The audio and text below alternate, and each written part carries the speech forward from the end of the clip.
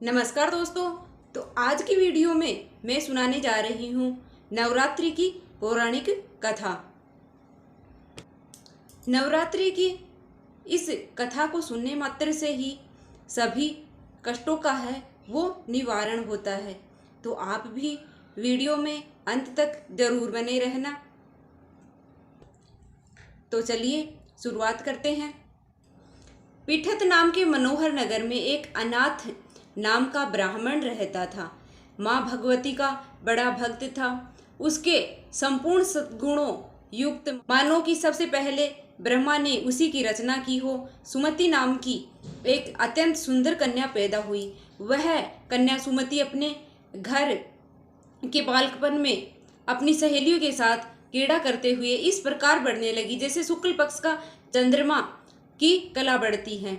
उसका पिता प्रतिदिन दुर्गा की पूजा और होम किया करता था। उस समय वह भी नियम से वहां उपस्थित होती थी।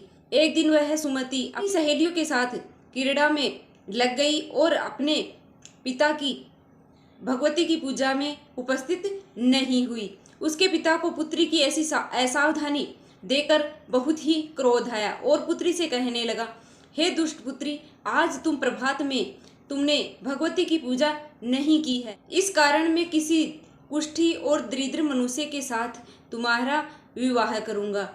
इस प्रकार कुपित पिता के वचन सुनकर सुमति को बड़ा दुख हुआ और पिता से कहने लगी कि हे पिताजी, मैं आपकी ही कन्या हूँ। मैं आपके हर तरह से अधीन हूँ। जैसी आपकी इच्छा हो आप मेरा विवाह कर दीजिए। होगा वही जो मेरे भाग्य में लिखा होगा। मनुष्य ना जाने कितने मनोरथ की चिंतित करता है, चिंता में होता है। वही होता है जो विधाता ने लिखा है। जो जैसा करता है उसे फल भी उसी कर्म के अनुसार मिलता है, क्योंकि कर्म करना मनुष्य के अधीन है, फल देव के अधीन है। जैसे अग्नि में पड़े हुए तृण दी उसके अधिक तृप्त कर देते हैं, उसी तरह अपनी कन्या से ऐसे निर्भयता से कहे हुए वचन सुनकर उस ब्राह्मण को और अधिक क्रोध आ गया। तब उसने अपनी कन्या का एक कुष्ठी के साथ विवाह कर दिया और अत्यंत क्रोध होकर पुत्री से कहने लगा कि जाओ, जल्दी जाओ और अपने कर्म का फल भोगो। देखें केवल भाग्य के भरोसे रहकर तुम्हारा क्या होता है, तुम क्या कर पाती हो। इस प्रकार कहे हुए पिता के कटु वचनों को सुनकर सुमति अपने मन में विचार करने लगी कि मेरा बड़ा दुर्भाग्य है जिसे मुझे ऐसा पति मिला।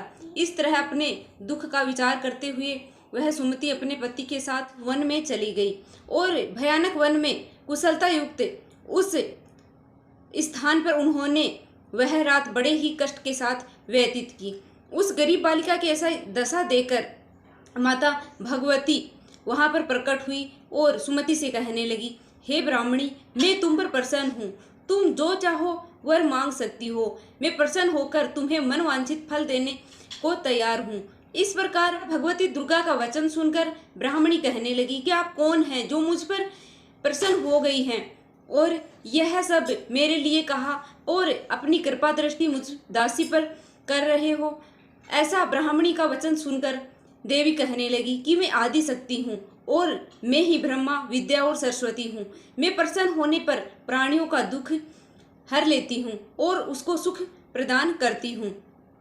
हे ब्राह्मणी, मैं तुम पर तेरे पूर्व जन्म के पुण्य से प्रभाव से प्रसन्न हूँ। तुम्हारे पूर्व जन्म का वृतांत मैं तुम्हें सुनाती हूँ। सुनो, तुम पूर्व जन्म में निषाद यानी कि भील की पत्नी थी और अति पतिव्रता थी। एक दिन तेरे पति निषाद ने चोरी करने के कारण तुम दोनों को सिपाहियों ने पकड़ लिया और ले जाकर जेल खाने में कैद कर दिया। उन लोगों ने तेरे और तेरे पति को भोजन भी नहीं दिया। इस प्रकार नवरात्रों के 9 दिन में तुमने न तो कुछ खाया और न ही जल पिया।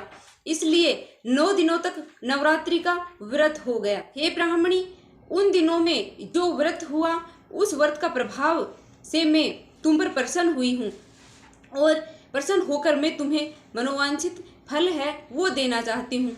जो तुम्हारी इच्छा हो वो मांगो। इस प्रकार दुर्गा के कहे वचन के अनुसार ब्राह्मणी बोली कि अगर आप मुझ पर प्रसन्न हैं तो हे दुर्गे, मैं आपको प्रणाम करती हूँ। कृपा करके मेरे पति को कोढ़ से दूर करो। देवी कहने लगी, उन दिनों में जो तुमने व्रत किया था उस व्रत के एक दिन का पुण्य अपने पति का कोढ़ दूर होने के लिए अर्पण करो। मेरे प्रभाव से तेरे पति कोढ़ रहित और सोने के समान शरीर वाला हो जाएगा। इस प्रकार देवी का वचन सुनकर ब्राह्मणी बहुत ही प्रसन्न हुई और पति को निरोग करने की इच्छा से ठीक है ऐसे बोली। तब उसके पति का शरीर भगवती दुर्गा की कृपा से कष्टहीन हो गया, जिसकी कांति के सामने चंद्रमा की कांति भी क्षीण हो गई। वह ब्राह्मणी पति को मनोहर देह देकर देवी की अति पराक्रमी वाली समझदार प्रस्तुति करने लगी। हे दुर्गे, आप दुर्गत को दूर करने वाली, तीनों जगत का संताप हरने वाली, समस्त दुखों को दूर करने वाली, रोगी मनुष्य का निरोग करने वाली, प्रसन्न होने पर मनवांछित वस्तु देने वाली और दुष्ट मनुष्य का नाश करने वाली, तुम ही सारे जगत की माता और पिता हो। हे अम्बे, मुझ अपराध रहित अबला की मेरे पिता ने कुष्ठ के साथ विवाह कर मुझे घर से निकाल दिया। उसकी निकली हुई मैं पृथ्वी पर घूमने लगी। आपने ही मेरा इस आपत्ति रूपी समुद्र से उद्धार किया। हे देवी, आपको प्रणाम करती हूँ, मुझ दीन की रक्षा करो। इसी प्रकार उस समय सुमति के मन में देवी की बहुत ही स्तुति की। उसने की हुई स्तुति सुनकर देवी को बहुत ही संतोष हुआ और ब्राह्मणी से कहने लगी, हे तुम्हारे उदाले नाम का एक बहुत ही सुंदर, बुद्धिमान, धनवान, कीर्तिवान और जितेंद्रिय पुत्र शीघ्र ही होगा। वह देवी उस ब्राह्मणी से फिर से कहने लगी, हे ब्राह्मणी, जो कुछ तेरी इच्छा हो वही मनोवांछित वस्तु तुम मांग सकती हो। ऐसा भगवती दुर्गा का वचन सुनकर सुमति बोली कि हे भगवती दुर्गे, अगर आप मेरे पर प्रसन्न हैं तो कृपा करके नवरात्र की विधि है वो आप मुझे बताइए। हे दयावती, जिस विधि से नवरात्र करने से आप प्रसन्न होती हैं उस विधि और उसके फल को मेरे लिए विस्तार से वर्णन कीजिए। इस प्रकार ब्राह्मणी का वचन सुनकर दुर्गा कहने लगी, हे ब्राह्मणी, मैं तुम्हारे लिए संपूर्ण पापों को दूर करने वाली नवरात्रा की विधि है वो मैं तुम्हें बताती हूँ, जिसको सुनने से तमाम पापों से छूटकर मोक्ष की प्राप्ति होती है। चैत्र मास के शुक्ल पक्ष की प्रतिपदा से लेकर 9 दिनों तक विधि पूर्वक व्रत करें। यदि दिन भर व्रत न कर सकें तो एक बार भोजन करें। पढ़े लिखे ब्राह्मणों से पूछताछ करके घट स्थापना और वाटिका बनाकर उसमें प्रतिदिन है वो जल सींचे। महाकाली, महालक्ष्मी, महासरस्वती की मूर्तियां बनाकर उसकी नित्य विधि से पूजा करें। पुष्पों से विधि पूर्वक अर्घ दे। बिजोरा के फूल से अर्घ देने पर रूप की प्राप्ति होती है। जायफल से कीर्ति और दाख की कार्य सिद्धि होती है। आंवले से सुख और केले से भूषण की प्राप्ति होती है। इस प्रकार फलों से अर्घ देकर यथा विधि हवन करें। खांड, घी, गेहूं, शहद, जौ, तिल, बिंब, नारियल, दाख और कदम्ब, इनसे हवन करें। गेहूं होम करने से लक्ष्मी की प्राप्ति होती है। आंवले से कीर्ति और केले से पुत्र, कमल से राज सम्मान और दुखों से सुख संपत्ति की प्राप्ति होती है। व्रत करने वाला मनुष्य इस विधि विधान से होम आचार्य अत्यंत निर्ममता से प्रणाम करता है और यज्ञ सिद्धि के लिए उसे दक्षिणा दे। इस महाव्रत को पहले बताई हुई विधि के अनुसार जो कोई करता है उसके सभी मनोरथ सिद्ध होते हैं। इससे तनिक भी संचय नहीं है। इन 9 दिनों में कुछ दान किया जाता है उसका करोड़ों गुना फल मिलता है। इस नवरात्रि का व्रत करने से अश्वमेघ यज्ञ जितना फल है वो मिलता है। हे ब्राह्मणी, इस संपूर्ण मनोकामनाओं को पूर्ण करने वाले उत्तम व्रत को तीर्थ, मंदिर अथवा घर में विधि पूर्वक करें। इस प्रकार देवी ब्राह्मणी को व्रत की विधि और फल बताकर अंतर्ध्यान हो गई। तो उम्मीद करती हूँ कि नवरात्रि की कथा संपूर्ण दुखों को हरने वाली, कष्टों को दूर रखने वाली कथा सुनकर आप भी कमेंट में जय माँ दुर्गे अवश्य लिखें।